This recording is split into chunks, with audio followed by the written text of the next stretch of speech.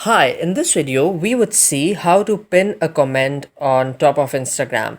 So this is a simple process. As you could see, this is a post which I uploaded from this account, and there are actually three comments on this. I would rather go to my main profile and show you the post properly.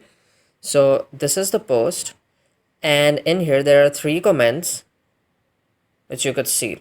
So if I want to pin any one of these, which means that it would become the comment which would appear at the top and everybody would be able to see that in the feed. So what I would do is I would just select that comment. So for example, I want this comment, well done, to be pinned to my account. So I would just tap on this properly, and then I would select this little pin at the top of my screen, this pin, and I could pin up to three comments to show highlight those at the top of the post. Now I would just select pin comment, and now this comment has been pinned, and you could see that it has suddenly started to appear at the very top.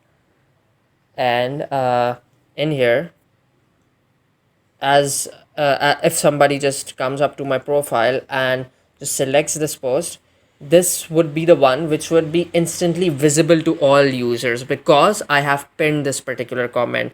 And if anybody searches me via via their home feed, and if they come across this post, this pinned comment is the one which they would be able to see first of all.